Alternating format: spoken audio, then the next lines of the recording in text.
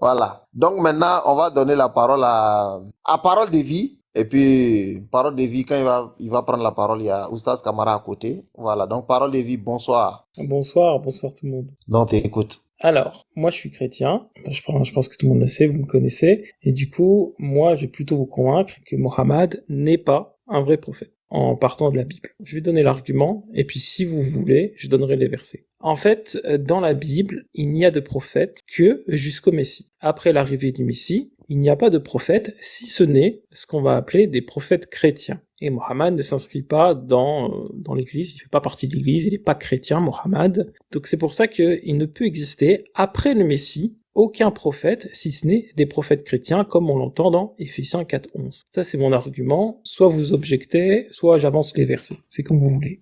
D'accord. Merci. Ma première question, est-ce que la Bible a dit que Jésus-Christ est le dernier prophète? Oui. Ok, donne-nous le passage. Donc Daniel 9:26, après les 72 semaines, un oint sera retranché, il n'aura pas de successeur. Ensuite, on peut aussi aller dans Hébreux 7:24, mais lui, parce qu'il demeure éternellement, ici on parle du Christ, possède un sacerdoce qui n'est pas transmis. Dans les évangiles, Marc 12:6, il est écrit: il avait encore un fils bien-aimé, c'est dans la parabole des vignerons, il l'envoya vers eux le dernier, en disant « Ils auront du respect pour mon fils », c'est Jésus de lui-même qui s'identifie comme étant le dernier. Hébreux 1:1, après avoir autrefois plusieurs reprises et à de plusieurs manières parlé à nos pères par les prophètes, donc ça c'était avant, Dieu dans ces derniers temps nous a parlé par le Fils qu'il a établi héritier de toutes choses. Dans Luc 16:16, la loi et les prophètes ont subsisté jusqu'à Jean. Depuis lors, le royaume des dieux est annoncé et chacun use de violence pour y rentrer. Matthieu 11:13, car tous les prophètes et la loi ont prophétisé jusqu'à Jean. Colossiens 2:17. C'est bon. C'est l'ombre des choses. Ouais, c'est le dernier bon. verset. C'est l'ombre des choses. On a déjà compris. Le corps est en... Attends, quand je parle pour des questions précises, c'est bon de répondre avec une telle précision. Regardez, je te donne un exemple. Dans la sourate 33, le verset 40. Sourate 33, verset 40. Mohammed n'a jamais été le père de l'un de vos hommes, mais le messager d'Allah et le dernier des prophètes. Allah est omniscient. Barakallah. C'est parole de vie. Quand on parle des livres et des messages divins sur des choses claires, importantes pour la vie humaine, Dieu ne joue pas avec des gens. Dieu parle avec des choses claires, sans ambiguïté, pour ne pas que l'homme aura quelque part un point pour l'utiliser pour justifier sa mécréance. C'est pourquoi quand Dieu parle, il parle avec telle clarité pour ne pas laisser des portes pour des justifications de ta mécréance. Toi, tu ne peux pas attendre ce verset, tu ne peux pas voir ce verset, tu le réunis jusqu'à un jour et puis tu vas devant dire non, je n'ai jamais vu ça, je n'ai pas entendu. Le Coran a dit, Mohammed, le nom n'est pas le père de l'un de vous des hommes, mais il est le messager de Dieu, le dernier des prophètes. C'est écrit noir sur blanc qu'il est le dernier. La seule autorité peut faire une telle déclaration, c'est celui-là même qui a l'autorité d'envoyer des prophètes, parce que c'est lui qui les choisit à son temps, quand il veut. Maintenant, je t'avais demandé, est-ce que la Bible a dit précisément comme ça, clairement, Jésus-Christ est le dernier des prophètes? S'il y en a, donne-moi. S'il n'y en a pas, ne me cite pas des versets qui peuvent prêter des interprétations diverses. On a besoin des versets clairs pour répondre à cette question. Est-ce qu'on peut trouver un passage comme ça où on cite le nom d'une personne comme Jésus-Christ est le dernier des prophètes? Ok, je peux vous répondre? Est-ce qu'il y en a d'abord? Est-ce que je peux répondre? Non, je demande, tu peux répondre, mais confirme d'abord. Oui, il y a le verset où c'est écrit que Jésus-Christ est le dernier des prophètes. Il y en a? Tu termines ou je réponds? Attends, j'ai dit, s'il y en a, tu dis oui, on te laisse te répondre maintenant, tu nous envoies des preuves. Oui, tu dis oui, il y en a, ou bien il n'y en a pas? Oui, il y en a. J'en ai déjà lu un en fait. Non, il y en a ou il n'y en a pas d'abord? Oui, il y en a, voici les preuves. En fait, le verset, il est très clair de la sourate 3, verset 40. Mohammed n'a jamais été le père d'un de vos hommes, mais le messager de Dieu est le dernier des prophètes, Dieu omniscient. C'est un verset qui est très très clair. Comme, par exemple, une phrase qu'on pourrait retrouver dans le roman de Harry Potter, il est très clair. Le problème, c'est que ce verset, aucun chrétien n'y croit. Ce n'est pas parce qu'il est écrit dans un livre qui arrive 7 siècles après le christianisme que l'on va y croire. Le verset est clair, ok, Mais le truc, c'est qu'il faudrait déjà croire que c'est une parole divine, ce qui est absolument pas mon cas. Je ne crois pas que le Coran est une parole divine, donc tu peux m'apporter ce que tu veux du Coran, ça sert strictement à rien. Pour moi, c'est une construction qui a été faite par plusieurs hommes sur plusieurs siècles, au 7e siècle. Donc vous voyez, le texte, moi, du Coran ne va pas me faire croire en Mohammed, parce que n'importe qui aurait pu écrire ça. Voilà. Maintenant, le verset que vous voulez, je l'ai cité tantôt, c'est lorsque Jésus utilise la parabole des vignerons, et en fait, il va expliquer qu'il va y avoir plusieurs envoyés, et que lui est le dernier. On retrouve cette parabole dans Marc 12 au verset 6. Je répète pour qu'on puisse lire avec moi. Marc 12 au verset 6. Il avait encore un fils bien-aimé. On sait que c'est le Christ. Il, donc c'est Dieu, le maître de la vigne, l'envoya vers eux le dernier en disant, ils auront du respect pour mon fils. Ici, c'est une parabole où Dieu envoie plusieurs messagers et il envoie un dernier, et c'est uniquement lorsque ce dernier qui est envoyé et qu'il n'est pas accepté, il va condamner les mauvais vignerons, qui va condamner les autorités de Jérusalem. Donc on voit ici très clairement qu'il est le dernier. Monsieur. Vous pouvez m'apporter des versets comme vous l'avez fait où il écrit Mohammed est un prophète, si ça vient du Coran, ça ne nous intéresse pas. Nous ne croyons pas au Coran. Est-ce que vous pouvez répondre à mon argument? Je le répète, je vous laisse la parole. Non, c'est pas ce que je demande. Mohammed, Non, c'est Mohammed, pas un vrai prophète, parce qu'il vient après le Messie, il n'est pas un prophète chrétien comme... C'est pas ce que je demande. C'est pas ce que je demande. Ce que j'avais demandé, le Coran a fait une déclaration sans ambiguïté. Mohammed alayhi salam n'est pas le père de l'un de vous des hommes. Il est le messager d'Allah, le dernier des prophètes. C'est écrit noir sur blanc. Est-ce qu'on peut avoir un verset comme ça clairement écrit dans la Bible sans ambiguïté? Si oui, j'ai dit donne-moi. S'il n'y en a pas, donne. Il dit il n'y en a pas, mais il y a ça. C'est pourquoi j'avais refusé de répondre d'abord. Non, il y en a. Oui, il y en a. Ben, c'est comme ça. Voici le passage qui dit Jésus-Christ est le dernier des prophètes. Cela veut dire Dieu ne va jamais envoyer un prophète ou bien un porte-parole, quelqu'un qui va venir transmettre son message après Jésus-Christ. Parce que ce n'est pas Jésus qui se déclare prophète, c'est Dieu qui déclare un prophète prophète. C'est Dieu qui le confirme. Dieu, dans la Bible, est-ce que quelque part dans la Bible, dans le Nouveau Testament, dans ses propres propos ou dans quelque part, Jésus-Christ a été déclaré le dernier prophète, qu'après lui, il n'y aura pas de prophète. Est-ce que ce verset existe dans la Bible? Je crois que vous m'écoutez pas. Marc 12. Ok. Marc 12, c'est une parabole. Cette parabole concerne qui? Parce que je ne vais pas rentrer là-bas, mais comme tu as envoyé, on va rentrer là-bas. Cette parabole concerne qui? Ok, il faut que j'explique la parabole? Parce que tu as envoyé ça 2 fois, je ne voulais pas rentrer dans ça, mais tu es revenu sur ça. Donc il faut maintenant que nous expliquons cette parabole qui ça ne répond pas à ma question. C'est une parabole, mais ça concerne qui? D'accord. Ok, bah dites-moi pourquoi ça répond pas à votre question. Allez-y. Parce qu'on parle où Dieu dit il sera le dernier des prophètes, après il n'y aura pas d'autres prophètes. Mais tu m'as envoyé une parabole qui part d'un contexte bien déterminé que nous connaissons. Maintenant, je veux savoir d'abord si tu as compris la parabole pour que tu l'as envoyé comme une réponse pour ma question. Cette parabole concerne qui? Oui, je t'écoute. Hein. Ça ne répond pas en fait au fait que Jésus se définit exactement comme étant le dernier des envoyés, le dernier des prophètes. Soit vous me prouvez ça, soit on avance sur autre chose. Pour l'instant, vous n'avez pas encore répondu à mon argument. Non, j'ai dit la parabole concerne qui? C'est l'humanité ou c'est un groupe de personnes ou c'est un peuple? D'accord. Cette parole concerne l'envoi de Dieu, qui est le chef de la vigne, le propriétaire des vignerons, et son envoi des prophètes à Israël. Je ne sais pas si vous savez, mais il n'y a que Israël qui a reçu des prophètes. Hein. Donc la parabole concerne qui alors? Donc je vais pas me répéter, monsieur. Il y a un moment, il faut faire un effort pour essayer de comprendre mes paroles, monsieur. Non, mais tu ne... Regarde, moi mon problème c'est comme ça, je pose des questions précises et je demande aussi des réponses précises. C'est toi qui as envoyé l'histoire de cette parabole, je demande maintenant, est-ce que cette parabole concerne l'humanité tout entière, ou bien un groupe de personnes, ou un peuple? En fait, la parabole concerne l'envoi prophétique. Je ne sais pas si vous avez déjà lu Deutéronome 10. L'envoi prophétique à toute l'humanité, ou bien à un groupe de personnes, ou à un peuple? Okay. Je réponds. En fait, les prophètes ne sont envoyés, comme on peut le voir dans Deutéronome 18, qu'aux enfants d'Israël. Okay? Donc la parabole concerne les enfants d'Israël. Mais en fait, la parabole, bien sûr, oui, elle concerne Israël, bien sûr. Mais parce qu'il y a donc ça ne répond pas à ma question. Ma question ici, c'est pour l'humanité tout entière. Donc si la parabole dit qu'il a envoyé son fils vers un groupe de personnes, et c'est que nous avons constaté aujourd'hui, après le départ de Jésus-Christ, Israël ne verra plus jamais un prophète de la part de Dieu. Ça peut être depuis que Jésus-Christ est parti jusqu'à la fin des temps, aucun prophète, parce que tu sais, dans le système des enfants d'Israël, c'est des prophètes qui les conduisaient, c'est des prophètes qui les dirigeaient. Mais après que le Christ est quitté, les enfants d'Israël n'ont jamais, au plus grand jamais, et Dieu n'a jamais envoyé un prophète. La signification du parabole.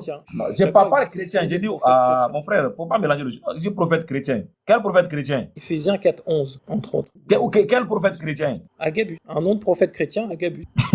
Bon, Genre, on va pas mettre les choses sérieuses, quoi, s'il te plaît. On parle des choses sérieuses, ne m'envoie pas des trucs. J'ai dit, quand Dieu a envoyé son dernier serviteur, là, son fils, aux enfants ok. d'Israël, Est-ce c'est que, pour les... est-ce que je peux vous lire Attendez, Éphésiens 4, 11 alors? c'est pour des Juifs, c'est pour des Juifs. C'est pourquoi, après Jésus-Christ, les Juifs n'en verront plus jamais un prophète jusqu'à la fin des temps. Ça, c'est C'est le ça, je peux vous lire dernier. je peux vous lire Éphésiens Non, 4, 11? non, on va pas tourner le débat. Attends seulement, on va y arriver. C'est pour les Juifs. Maintenant, je repose encore ma question. Est-ce que dans la Bible a donné des signes des prophètes qui doivent venir après Jésus-Christ? Oui, exactement, Éphésiens 4, 11. C'est pour ça que je vous propose de le lire. Donc, il y a des prophètes qui ont été mentionnés qui doivent venir après Jésus-Christ. Oui, Éphésiens 4, 11. Ok. Donc, d'entre ces prophètes, Prophète chrétien. est-ce qu'il y a des faux et il y a des vrais? Il y a des faux, il y a des vrais, exactement, et on va les discerner par comme un arbre à son fruit. Ça, c'est une autre parabole. Est-ce que je peux lire Ok. Éphésiens 4, 11, monsieur? Comme ça va un peu éclaircir. Bon, lis quand même. Lis. Celui qui est descendu, c'est le même qui est monté au-dessus de tous les cieux afin de remplir toutes choses. Et il a donné les uns comme apôtres, les autres comme prophètes, les autres comme évangélistes, les autres comme pasteurs et docteurs, pour le perfectionnement des saints en vue de l'œuvre du ministère de l'édification du corps de Christ, jusqu'à ce que nous soyons tous parvenus à la unité de la foi et de la connaissance du Fils de Dieu, et la suite. Ok. Donc ici, on est en train de nous expliquer que Dieu va disposer, au travers du Saint-Esprit, des ministères de prophètes, de docteurs, d'évangélistes, de pasteurs, pour qu'il y ait l'édification du corps de Christ. C'est-à-dire qu'après Jésus, il y a effectivement plusieurs ministères, dont celui de prophète, qui ont pour but d'édifier l'Église, le corps de Christ. Ce sont des prophètes chrétiens pour l'Église. Je vous écoute. Toi et moi, nous sommes d'accord qu'il y a des prophètes dont venir après Jésus-Christ. Ma question à l'origine était de savoir, est-ce que Jésus-Christ est le dernier des prophètes? Tu avais dit oui. Maintenant, tu viens de confirmer ici que non, il y a des prophètes qui viendront après Jésus-Christ. Mais parmi, il y a des faux et il y a des vrais. C'est pas ce que tu viens de dire? Oui. Est-ce que ça n'a pas une contradiction? Ok, mais je vais vous expliquer. En fait, le prophète, selon l'archétype de l'Ancien Testament, il y en a plus. Ça subsiste jusqu'à Jésus. Ensuite, il vient un autre type de prophète. Et c'est uniquement ce type de prophète qui va persister. Ce ne sont pas des prophètes comme dans l'Ancien Testament. Ce sont des prophètes locaux dans des églises. Et donc c'est un autre type de prophète, mais on les appelle aussi prophètes. Pourquoi? Parce qu'ils vont parler de Dieu. Là où par exemple dans le Testament, Daniel allait prophétiser la destruction de royaume, et donc il va faire des prophéties sur la terre entière. Quand il prophétise par exemple que Babylone va être détruit, ou que Rome va apparaître, ou le royaume perse, c'est des prophéties sur le monde entier. Quand Agabus, lui, qui est un prophète chrétien, va prophétiser, il va juste dire attention, il va y avoir je crois que c'est un séisme, un tremblement de terre là-bas, il va y avoir une famine, peut-être qu'il serait bien de prendre en charge la situation. C'est une prophétie locale entre les deux, entre le ministère de prophète et l'archétype des prophètes dans l'Ancien Testament. Et pour vous expliquer le fait que ces deux types de prophètes existent, ça existait déjà à l'époque de l'Ancien Testament. Je peux vous citer un passage, 1 Samuel 19, 24. Il ôta ses vêtements et il prophétisa aussi, donc on parle du roi Saül, devant Samuel. Le prophète à l'époque, le vrai prophète de l'archétype de l'Ancien Testament, c'est Samuel. C'est lui qui était le prophète. Cependant, quand il va oindre le roi va recevoir par le Saint-Esprit le don de prophétie. Donc il ôta ses vêtements, il prophétisa aussi devant Samuel et se jeta nu par terre tous ces jours-là et toute la nuit. C'est pourquoi l'on dit Saül est-il aussi parmi les prophètes. Donc là on voit bien que même si c'est un roi, même si c'est pas, y a pas un livre qui s'appelle le livre de Saül, le prophète Saül, non, c'était un roi. Pour autant, lorsqu'il va recevoir l'onction du Saint-Esprit, il va lui arriver momentanément d'avoir la capacité de prophétiser. Ok, je dis, ce qui reste clair, est-ce que la Bible a donné des critères pour identifier le vrai prophète parmi les faux prophètes qui viendront? Exactement, et ces critères ne s'appliquent qu'à des prophètes chrétiens parce que la Bible... Attends, ne sois pas pressé. Attends, est-ce que toi tu es Ok, Dieu pour nous je dire... pense que je peux répondre comme je le veux. Non, tu parles trop Ok. quoi.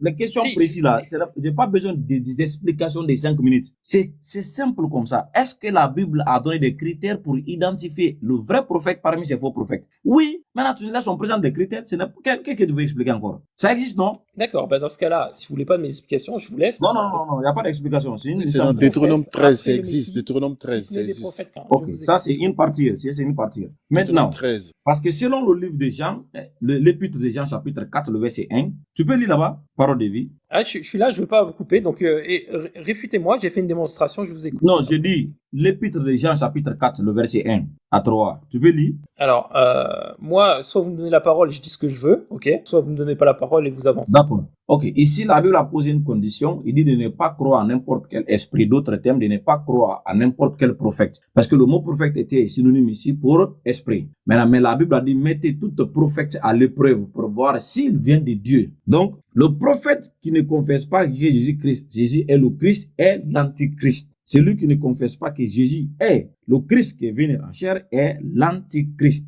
Maintenant, celui qui confesse que Jésus est Christ qui est venu en chair est de Dieu. Cela veut dire que ce prophète-là est un vrai prophète. Amen. Dans le livre de Deutéronome, chapitre 18, le verset 20 que le frère Baba avait donné, ça va aussi un autre critère a été donné là-bas. Si nous regardons la base de la Bible, il y en a des passages que nous allons s'appuyer pour prouver que Mohammed était vraiment un vrai prophète. Maintenant, comme toi, tu contestes déjà ça, ce que je vais faire avec toi, True Life, on laisse la Bible. On n'a pas besoin de la Bible pour prouver la véracité de notre prophète Mohammed. Prenez votre Bible, mettez ça dans votre poche. Maintenant, allons-y sur les sources terre à terre, intellectuellement, logiquement, sur base des faits. Prouve-moi que Mohammed n'est pas vrai prophète. Ne touche pas ta Bible, je n'en ai pas besoin. Pour répondre, comme tu l'as dit, bien aimé, n'ajoutez pas foi à... Non. Je dis ne touche pas ta Bible, s'il te plaît. Non. Je ne veux pas ta Bible. Non, je ne vous ai pas coupé. Non. Un peu de respect. Un peu de respect. Non. Un peu de respect. True Life. Regardez. Un peu de respect. Non, je peux c'est que j'ai répondre, dit. Oustaz, C'est que j'ai dit. Non, c'est un peu de respect. Pourquoi Je ça dis. s'excite comme ça là? Qu'est-ce qu'il y a? Non, je n'excite On a pas. les Je verres aux dis. fesses. Je Maintenant, peux répondre ou pas? on n'utilise plus votre Bible. Maintenant, je dis intellectuellement, sur base des faits. Prouve-moi que Mohammed est un faux prophète. Ne touche pas ta Bible.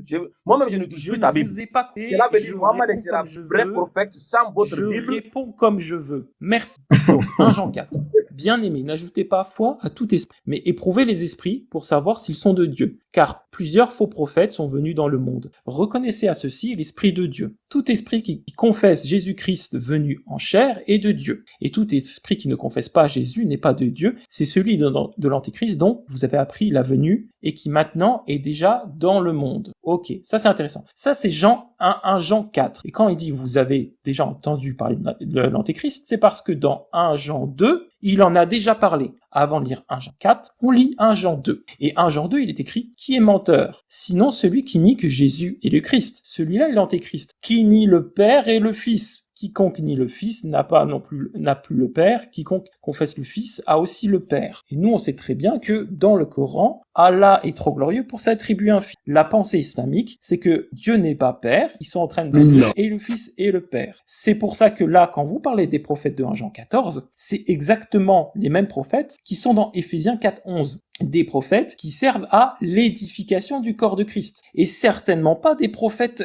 antéchrist qui diront que Dieu n'est pas Père et Jésus n'est pas Fils. Ici, ce terme prophète, monsieur, c'est exactement ce que j'ai dit. C'est des prophètes dans l'Église, des dons ministériels qui existent par le Saint-Esprit. Juste, je répète mon argument qui n'a pas encore été répondu ce soir. Après le Messie, aucun prophète n'existe si ce n'est des prophètes chrétiens qui servent l'édification de l'Église. Mohammed n'est pas chrétien, il est venu après le Messie, il ne peut pas être prophète. Je vous écoute. Ok. Maintenant, je dis maintenant, moi je ne veux plus toucher votre Bible. Laisse ta Bible. Cela veut dire, Mohammed sera vrai prophète, même si la Bible n'existe pas. Cela veut dire, maintenant, sors de la Bible, laisse ta Bible là. Prouve-moi que Mohammed est un faux prophète. Laisse ta Bible. Fais, ne touche pas ta Bible. Moi, je vais te donner 5 hypothèses. Et sur cette base, démentis Mohammed sallam. Première hypothèse, en l'an 640, Mohammed a été déclaré prophète pour toute l'humanité. En Arabie Saoudite, sur le monde. Voilà. Je base tout ce que je suis sur les preuves. Maintenant, toi, parole, laisse la Bible. Notre prophète Mohammed sallam, sans votre Bible est vrai. Sans votre Bible est vrai. 5 hypothèses. J'ai dit première hypothèse. Attends, je viens. Voici mes hypothèses. En l'an 640, Mohammed sallam a été déclaré prophète par Allah subhanahu wa ta'ala. Lorsqu'il est sorti dans le cap d'Hira, il a vu Jibril alayhi salam au ciel. Il a dit Anna Jibril wa anta Muhammad Rasulullah. Je suis Jibril, le messager d'Allah. Et toi, tu es Muhammad, le messager d'Allah. Et depuis lors, Allah dit oh, toi qui s'est enveloppé, lève-toi et avertis les gens. Alors Mohammed s'est levé, il a regroupé ses parents au monde. Et puis les gens disent je suis Mohammed sallam. Allah m'a envoyé vous pour venir vous appeler à adorer un Dieu unique. Et c'est ça le message. Son peuple va tourner contre lui, a commencé à les persécuter. Maintenant, ça c'est la déclaration. Il est prophète prophète messager qui était envoyé par Dieu. Maintenant, toi qui ne crois pas là, tu as regardé les écrits. Il a dit le message qu'il a reçu. Il a reçu ça d'un an. Première des choses, tu peux dire il a menti. Quand il a dit que c'est un prophète qui était envoyé par Dieu, tu peux dire c'est faux. Comme tu viens de dire, toi, parole de vie. Voilà, tu peux dire c'est faux. Maintenant, si c'est faux là, tu dois nous présenter des preuves qui doivent soutenir votre position que oui, il a menti. Il a menti. Parce que quand quelqu'un ment, on ne ment pas pour rien, on ment pour des raisons. Ok, je viens répondre à ça, Oustaz. Et après, Okay. Maintenant, très bien, on l'a mis sur ça d'abord. On l'a mis sur ça. Tu as dit que c'est faux, il a menti, il a dit qu'il est prophète, mais n'est pas prophète. Maintenant, présente-moi que Mohammed a menti, qu'il est prophète, mais n'est pas prophète. Alors, première chose, c'est un peu bizarre ce revirement de situation. Tout à l'heure, vous faisiez un appel à la Bible et à Deutéronome pour justifier les critères. Maintenant, vous voulez vous en désolidariser et vous voulez que les chrétiens en plus se désolidarisent de la Bible. Bon, je vais mettre de côté ce non-sens et je vais répondre. Je vais me prêter à l'exercice. Je vais prendre le Coran. On prend que le Coran. Et effectivement, Mohammed va se prétendre messager. On va voir ce qu'il en est. Sourate 46, verset 9. Dit, donc c'est l'ange Gabriel qui demande au prophète de prononcer, « Je ne suis pas une innovation parmi les messagers. » Ok. Et la suite c'est, « Et je ne sais pas ce qu'on fera de moi, ni de vous, etc. » Donc il est en train de dire, il n'est pas une innovation parmi les messagers, c'est-à-dire qu'il ne doit pas amener quelque chose de différent des autres messagers. Donc le Coran ici est en train de dire, il est comme les autres messagers. Qui sont les autres messagers? À ce moment-là, on se pose la question. C'est-à-dire que le Coran nous invite exactement à aller chercher dans la Bible qui sont ces autres messagers et en quoi il n'est pas d'innovation. Deuxième verset, sourate 7, verset 157, ceux qui suivent le messager, le prophète Ummi, traduit par illettré généralement, qu'ils trouvent écrit mentionné chez eux dans la Torah et les évangiles. Ici même, le Coran demande, il déclare que Mohammed, il était mentionné dans les écritures précédentes. Et là, vous voulez nous demander de dire, non, il faut croire Mohammed sans croire aux écritures précédentes. Le Coran même vous réfute. J'ai terminé, je rappelle mon argument avant de descendre, Mohammed ne peut être un vrai prophète, car après le Messie, il n'y a que des prophètes chrétiens. Merci à tous, bonne soirée.